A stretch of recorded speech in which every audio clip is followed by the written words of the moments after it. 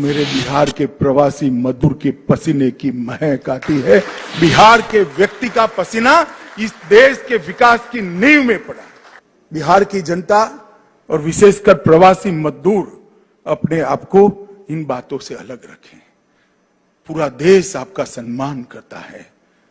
मैं आज इस मंच से कहना चाहता हूं, इस मंच से एक्नॉलेज करना चाहता हूं, देश का कोई भी हिस्सा हो, चाहे मुंबई हो, दिल्ली हो, हरियाणा हो, गुजरात हो, कर्नाटक हो, तमिलनाडु हो, जो विकसित है इसकी नींव में जाएंगे तो मेरे बिहार के प्रवासी मजदूर के पसीने की महक आती है।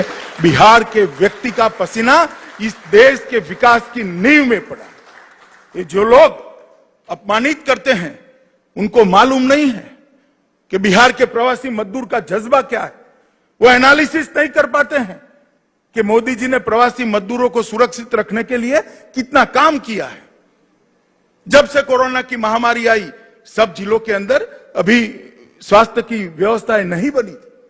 मोदी जी ने वीडियो कॉन्फ्रेंस कर सभी प्रदेश के मुख्यमंत्रियों को कहा कि जहां जहां प्रवासी मजदूर है, यूपी का है, बिहार का है, उड़ीसा का है, बंगाल का है, नॉर्थ ईस्ट का है, उसको सम्मान के साथ रखा जाए, इनके कैंप बनाए जाए, इनकी भोजन की व्यवस्था की जाए और भारत सरकार से खजाने से 11,000 करोड़ रुपया वो प्रवासी मजदूरों के भोजन के लिए तुरंत ही इन राज्यों को दे दिया गया।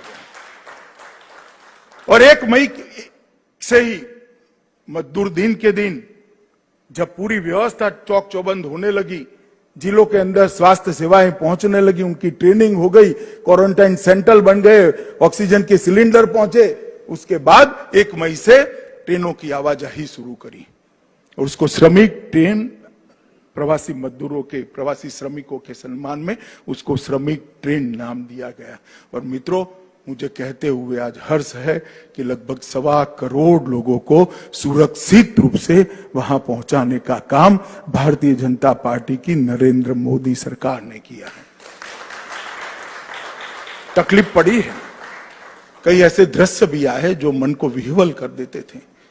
कुछ लोगों ने धैर्य खोकर पैदल चलना शुरू किया, उनके लिए भी एसटी बसें चलाई गई। जैसे ही दूसरे तीसरे दिन मालूम पड़ा, एसटी बस लेकर उनको नजदीक के रेलवे स्टेशन पर पहुंचाया, वहां से ट्रेनें चलाई। रेलवे के अंदर 85% खर्चा भारत सरकार ने उठाया, 15% खर्चा राज्य सरकारों ने उठाया। क्वारंटाइन के अंदर रखने का कैसा खर्चा, जैसे सुशील जी ने बताया, सभी राज्य सरकारों ने उठाया। और जब वापस गए तो उसको 1,000 रुपया नकदी और बिहार के अंदर 1180 रुपये का सामान देने का काम भी बिहार सरकार ने किया है। उनका स्वास्थ्य परीक्षण किया गया और आज वो सभी अपने अपने घर में सुरक्षित पहुंचे हैं। मुझे कोई आपत्ति नहीं है इसमें भी, अगर विपक्ष को राजनीति करनी है तो। मगर मैं उनको इतना ही पूछना चाहता हूं, भला आपने क्या किया? अभी अभी मैं देखता था बिहार के एक नेता बयान दे रहे थे, भैया आप कहां थे, दिल्ली में थे या बिहार में थे? इतना तो तनिक बिहार की जनता को बता दो, आप थे कहां, आपने क्या किया?